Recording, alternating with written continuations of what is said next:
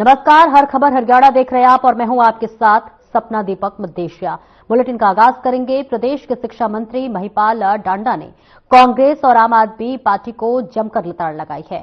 संसद में one nation one election का कांग्रेस विरोध कर रही है, जिसके बाद कांग्रेस पर डांडा ने जुबानी हमला किया। डांडा ने कहा कि 112 साल पुरानी पार्टी को यदि लोग छोड़ रहे हैं तो इसके लिए कांग्रेस की गलत सोच जिम्मेदार है और डांडा ने आप पार्टी पर पंजाब को कंगाल बनाने का आरोप लगाया। उन्होंने कहा कि किसानों से फसल खरीदना राज्य सरकार का काम है, लेकिन पंजाब सरकार किसानों को केंद्र के खिलाफ भड़काने का काम कर रही है। और वहीं डांडा ने करनाल में आयोजित सरकारी और गैर सरकारी सेवानिवृत्त अध्यापकों के कार्यक्रम में पहुंचे।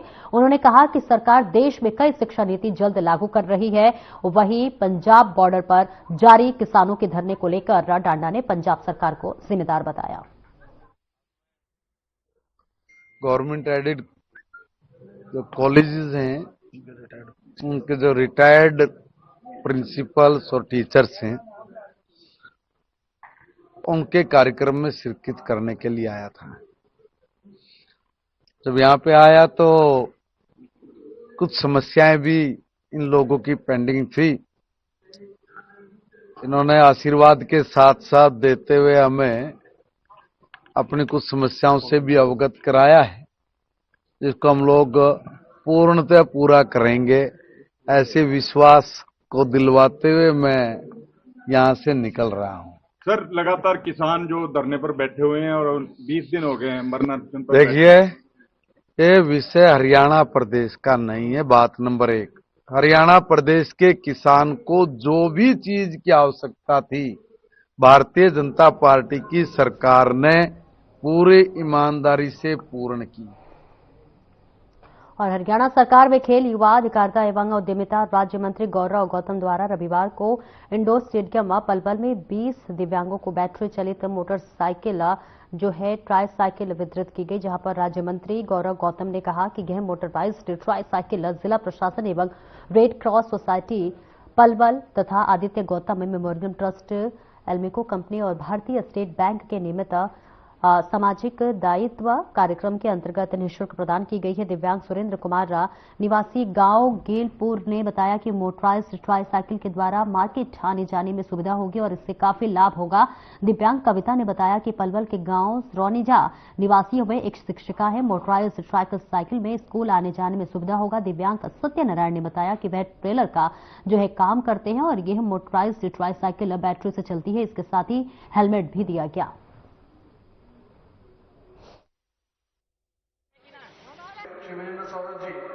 हमने पहले भी अपने लाडले छोटे भाई आदित्य गौतम की पुण्यतिथि पर हमने ये एक समाज का काम सरकार का और रेड क्रॉस सोसाइटी के साथ सहयोग से हमने एक हेल्थ चेकअप कैंप हो, दवाइयाँ का हो, चश्मे का हो, या कोई हमारे अपाहिज दिव्यांग साथी हैं, उनको किसी भी प्रकार की कोई ज़रूरत हो, जैसे आज हमने बैटरी की ट्राईसाइकिल, हमने तब हमारे पास 80 से करीब रजिस्ट्रेशन हुए थे। मेरा नाम सुरेंद्र है, मैं गेलपुर से हूँ और हमें जो ये साइकिल दी है हमको बहुत फ़ायदा हुआ है। मार्केट आने जाने के लिए भी, अपना सामान लेने के लिए कुछ हम जा सकते हैं, हमको इससे बहुत फ़ायदा हुआ। मेरा नाम कविता है, मैं पलवल रोनीजा से हूँ।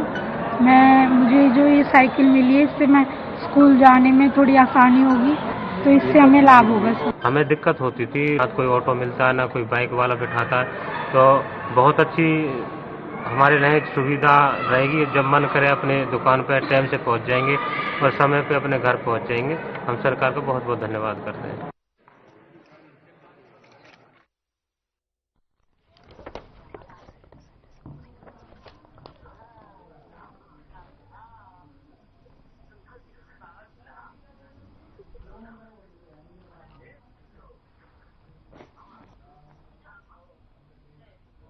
और वहीं आगे बढ़ेंगे जहां पर मुख्यमंत्री से सैन समाज मिला है। उनके आवास पर सैन समाज ने उनसे मुलाकात की। मुलाकात के दौरान आपको बता दें कई बातों का जिक्र किया। चंडीगढ़ में सीएम नायब सिंह सैनी से सैन समाज के प्रतिनिधिमंडल ने मुलाकात की और इस मौके पर प्रतिनिधिमंडल ने अपनी बात सीएम सैनी के सामने रखी। तो वहीं सीएम सैनी ने लोगों से बातचीत करते हुए कहा कि सरकार अगले साल संत शिरोमणि श्री जय सैन महाराज की जयंती को राज्य स्तर पर भव्य तरीके से मनाएगी। और इसी के साथ सीएम सैनी ने कहा कि किसी भी समाज के मान सम्मान में कोई कमी नहीं रहेगी और हर पात्र लाभार्थी पर बैठे घर सरकार की योजनाओं का लाभ मिल रहा है। और इसी के साथ सीएम ने कहा कि पंडित दीनदयाल उपाध्याय के अंत्योदय दर्शन पर प्रदेश सरकार कार्य कर रही है।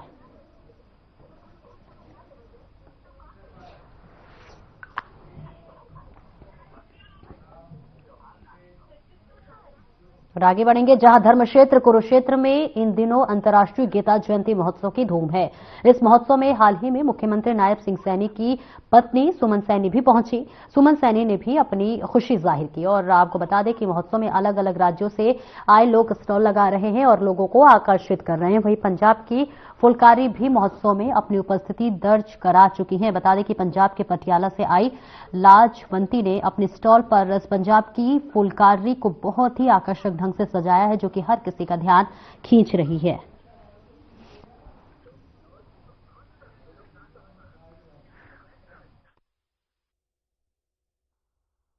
आज अंतर्राष्ट्रीय दिवसीय पर मेरे को भी आना होगा। बड़ा सौभाग्य का दिन है आज के मेरे को भी यहाँ दर्शन करने का ब्रह्म सरोवर के शुभ अवसर प्राप्त हुआ। और लगातार हजारों संख्या के अंदर श्रद्धालु यहाँ से आते हैं। अंतर्राष्ट्रीय गीता जयंती जैसे कि अब ये पूरे विश्व में मनाई जा रही है। और अब जैसे लाडवा में मनाई है, अंबाला में कहीं ऐसी इस तरीके से मनाई है।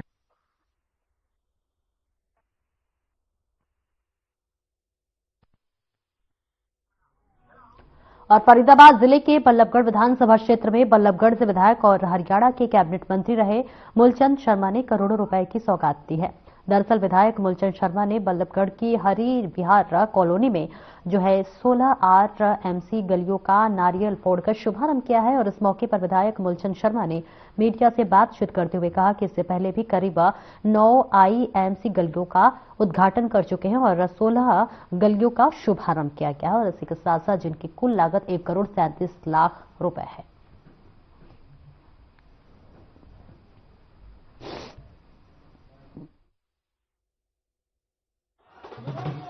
आज हमने 25 गलियों की शुरुआत की है, जो 1 करोड़ 37 लाख के आसपास है। और बहुत लंबे समय से लोगों की डिमांड थी कि इन गलियों की सीवर पानी के बाद हालत ठीक नहीं थी और आज इनका RMC की रोड की इनकी शुरुआत की है। और लोग बहुत लंबे समय से जूझ रहे थे और जल्दी बन के ये 25 गली तैयार होंगी और लोगों को इसको लाभ मिलेगा। और इस तरह लगातार है कि कोई शहर में कोई भी गली बाकी नहीं रहेगी।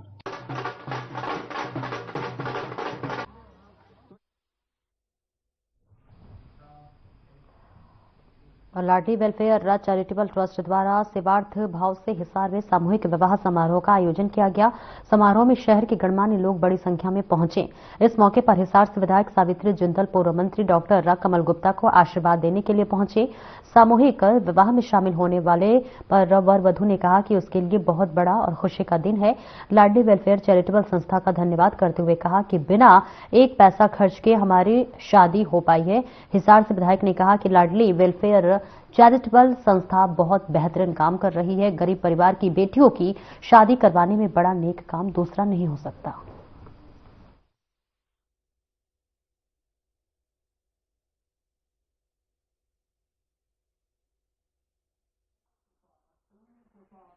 और आज ये लाडली वेलफेयर सोसाइटी इन्होंने बनाई हुई है, इसके अंदर ये बहुत अच्छे काम कर रहे हैं। और आज इससे बेटियों की शादी हो रही है, तो ये बहुत ही अच्छा काम है।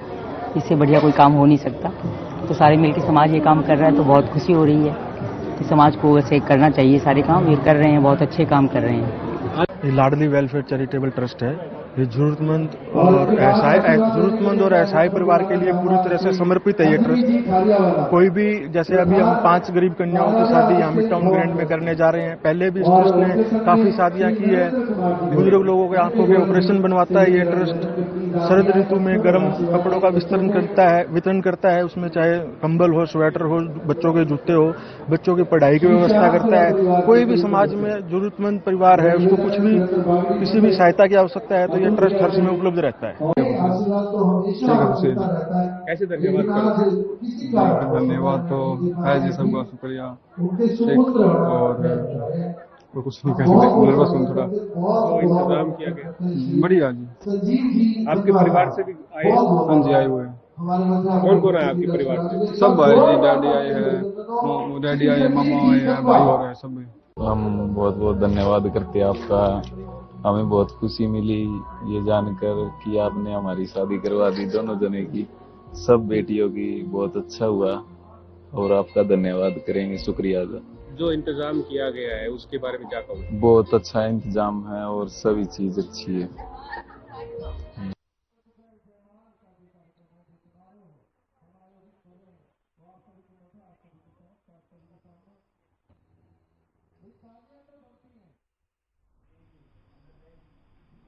और गुरुग्राम मानेसर नगर निगम चुनाव की सुगबुगाहट तेज हो गई है और वही मानेसर निगम की तैयारियों के बीच रविवार को मानेसर के हयातपुर में पिछले कई सालों से लोगों के बीच जनसेवा करने वाली डॉक्टर इंद्रजीत यादव ने हयातपुर गांव में ऑफिस का उद्घाटन किया और जनसभा के साथ अपनी ताकत दिखाई है। उन्होंने अपने ऑफिस के उद्घाटन के मौके पर लोगों को संबोधित करते हुए कहा कि लगातार पिछले 5 सालों से वे लोगों के बीच जनसेवा में लगी हुई हैं और जिस तरह से लोगों का प्यार और आशीर्वाद उन्हें मिल रहा है उससे साफ तौर पर देखा जा सकता है कि उन्होंने कहा कि मानेसर इलाके में तमाम समस्याएं व्याप्त है और इनको किस तरह से समाधान की तरफ जाया जाए इस पर पूरी तरह से उन्होंने तैयारी की हुई है। और यही नहीं, पिछले 5 सालों में कई ऐसी बड़ी छोटी समस्याएं हैं जिनका उन्होंने अपने स्तर पर भी समाधान करवाया है। कयास यह भी लगाए जा रहे हैं कि सरकार कभी भी चुनाव करा सकती है और इसी को लेकर सभी चुनाव लड़ने वाले उम्मीदवार भी से अपनी चुनावी तैयारी में जुट गए हैं और जनता के बीच जाकर अपने विजन को बता रहे हैं।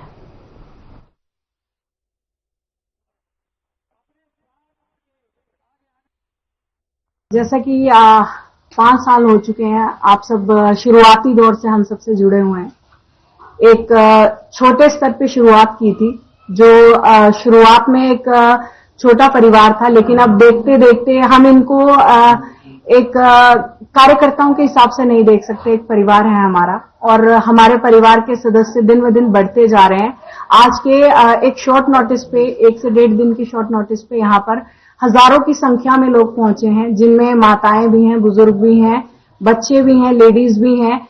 तो ये जो 5 साल का प्यार और आशीर्वाद और साथ है, उसी के तहत ये सब यहाँ पहुंचे। मुद्दे तो बहुत हैं, जिनमें सबसे पहले देखा जाए तो पानी की समस्या को लेकर है।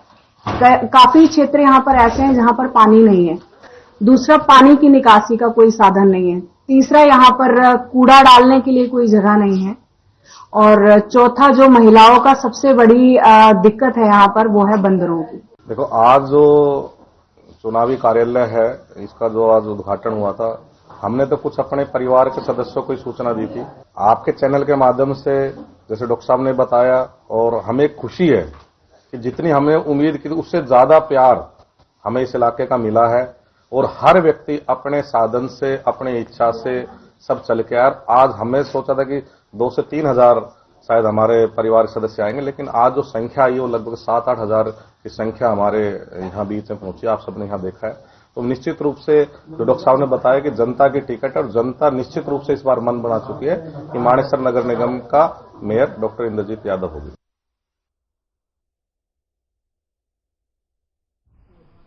विधानसभा स्पीकर सेवानिवृत्त अध्यापकों के कार्यक्रम में शामिल हुए थे और इस दौरान अध्यक्ष हविंदर कल्याण ने भी खास बातचीत की है। और इसी के साथ साथ आपको बताते चले कि किसानों से भी बातचीत की गई। हरियाणा महिला आयोग की बात कर ले तो यहां पर भी कई तरह की बातें की गई थी। वास्तव में आज का कार्यक्रम बहुत ही विशेष कार्यक्रम था, क्योंकि आज जो retired principal, retired teachers federation, उन्होंने आज का एक कार्यक्रम का आयोजन किया और इस कार्यक्रम के अंदर अपने सभी गुरुजनों के बीच में आकर वास्तव में हमें बहुत अच्छा लगा है, क्योंकि आज उन्हीं के मार्गदर्शन और आशीर्वाद से हम इस लायक बने हैं कि आज जिस जिम्मेवारी पर हैं, मुझे लगता है कि वो उन्हीं की बदौलत, उन्हीं के मार्गदर्शन और आशीर्वाद से वो संभव हुआ है। और आज के कार्यक्रम में हरियाणा महिला आयोग की अध्यक्ष रेणु भाटिया ने बयान देते हुए कहा कि बड़े दुख की बात है कि महिला आयोग में इस तरह की बात सामने आई है, क्योंकि महिला आयोग बेटियों की सहायता करने का महकमा है। अगर एंटी करप्शन ने कुछ देखा है तो कुछ ढूंढा है तो यह सरकार जो है 100% करप्शन की सरकार के तौर पर काम कर रही है। इसलिए एंटी करप्शन ब्यूरो गहराई से खोजबीन करे।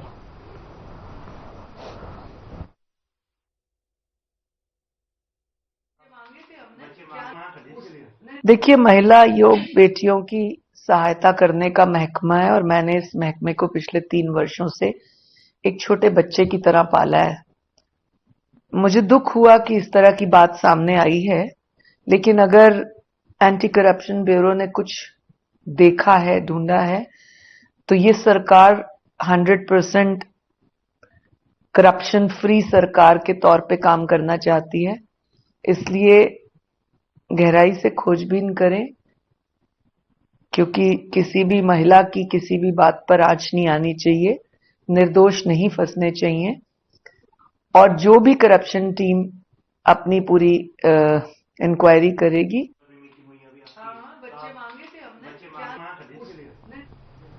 वन नेशन वन इलेक्शन को लेकर राज्य सरकार तेजी से काम कर रही है और इसी कड़ी में केंद्र की कैबिनेट में वन नेशन वन इलेक्शन को मंजूरी मिल गई है और अब इस पर आगे काम करते हुए संसद में पेश कर आगे की कार्रवाई की जाएगी। तो वहीं फरीदाबाद की जनता भी वन नेशन वन इलेक्शन जैसे नए बदलाव से पूरी तरीके से संतुष्ट है। फरीदाबाद के लोगों का कहना है कि यदि एक देश एक चुनाव होता है तो वो इससे काफी फायदा होगा और इससे समय की बचत, पैसे की बचत और भी कई फायदे होने वाले हैं।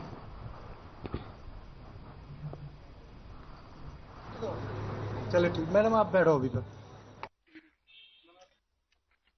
बहुत फायदा है, गवर्नमेंट का काम ना रुकेगा, गवर्नमेंट के काफी पैसे बचेंगे। अब तीसरे दिन कहीं न कहीं इलेक्शन होते हैं, आचार संहिता लग जाए, फिर उसमें गड़बड़ रहे, एक दफा निपट लिया तो 5 साल फ्री हो जाए। फायदा ही फायदा, कोई नुकसान नहीं। फायदा। आपने काफी चुनाव भी देखे होंगे। देखिए, देखो, सरकार ने घोषणा करी है कि भाई एक देश एक चुनाव कराना चाहिए। ये देश के हित में है, देश का पैसा बचता है और जो भी एक्स्ट्रा खर्चा हो रहे हैं उसमें और समय पे काम होंगे। बाकी ये देखो कि ये सरकार इसे किस हिसाब से लागू करती है और इसका कितना फायदा होता है, विपक्ष क्या सहयोग करता है, ये अब दोनों के मिल बैठ के ही इसका फैसला करना चाहिए। ये बहुत अच्छा कदम है, आदरणीय प्रधानमंत्री जी ने बहुत पहले लागू करना चाहिए था। चलो, देर आए दुरुस्त आए, देश को बहुत फायदा होगा इससे और ये जल्द से जल्द लागू भी होना चाहिए। कितना फायदा होगा, किस किस चीजों में फायदा होगा आपके साथ? सरकार का पैसा बचेगा, समय बचेगा, जनता का भी समय बचेगा। बहुत आए दिन चुनाव रहते हैं तो देश में कई चीजें बाधित होती हैं इस चीज से, जो नहीं होंगी। सही है, इसमें लोगों का काफी टाइम भी बचेगा और गवर्नमेंट का पैसा भी बचेगा और जो वोटिंग परसेंटेज है वो भी बढ़ेगी, क्योंकि हर 6 महीने बाद चुनाव होने की बजाय एक बार देश में चुनाव होगा, दोनों विधानसभा और लोकसभा के लिए, तो उसमें बढ़ चढ़ के हिस्सा लेगी पब्लिक वोटिंग के लिए।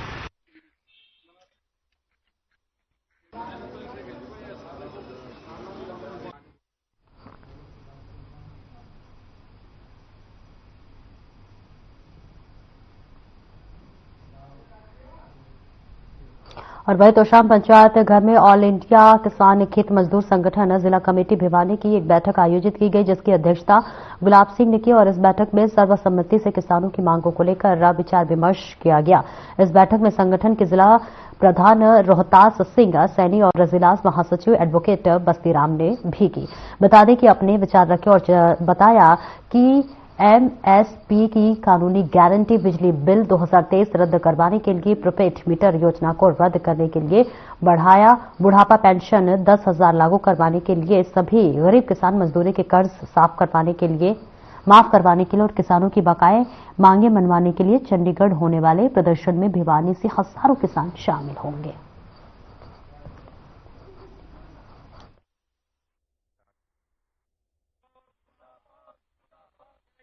आज हमारी ये पंचायत घर तो शाम में ऑल इंडिया किसान खेत मजदूर संगठन की मीटिंग हुई, जो किसानों के बहुत ही पुराने लंबित मुद्दे हैं। एमएसपी की कानूनी गारंटी को सरकार मुकर चुकी है और बिजली बिल 2023 रद्द करने की बात थी, वो भी लागू कर रही है। स्मार्ट मीटर लगा रही है और किसानों के साथ जो घोर अन्याय कर रही है सरकार, जो एक आंसू गैस के गोले छोड़े जा रहे हैं, गोलियां मारी जा रही हैं, इसके खिलाफ। और ये जो भाव नहीं दिया जा रहा हर फसल के टाइम पर, खाद नहीं मिल रही किसानों को, इन सभी समस्याओं को लेकर के हम 25 फरवरी को चंडीगढ़ प्रदर्शन करेंगे और सरकार को मजबूर करेंगे। 23 फरवरी को चौधरी अजीत सिंह का जन्मदिन जो है वो हर गांव लेवल के ऊपर सम्मानपूर्वक ढंग से मनाएंगे।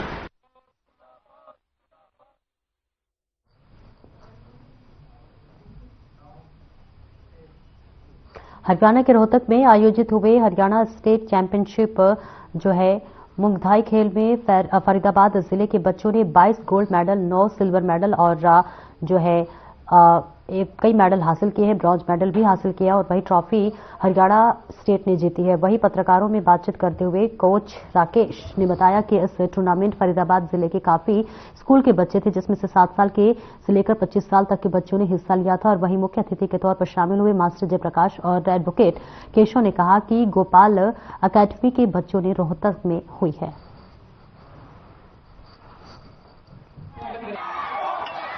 इस बार हरियाणा रोहतक में गए थे, सेकंड मुंगथाई चैंपियनशिप थी कप था, जिसको खेलने के लिए फरीदाबाद डिस्ट्रिक्ट फरीदाबाद से काफ़ी बच्चे गए हुए थे। 35 से 40 बच्चों की टीम गई हुई थी, जिसमें से 22 गोल्ड निकाले हैं हमारे बच्चों ने, सीनियर जूनियर सब जूनियर में 9 सिल्वर 3 से 4 ब्रॉन्ज मेडल निकाले हुए हैं, जिन्होंने को काउंट करके हमने फर्स्ट ट्रॉफी हासिल की है।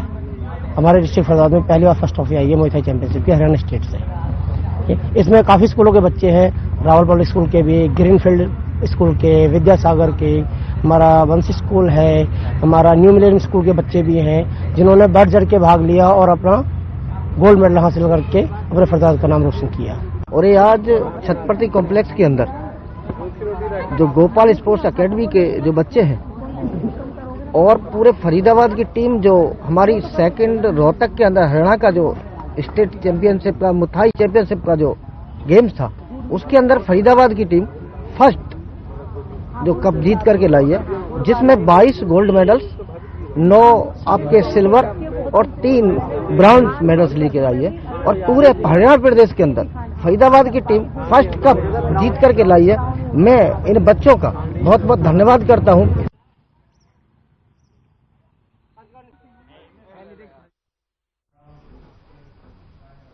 फिलहाल इस बुलेटिन में इतना ही, दीजिए इजाजत, नमस्कार।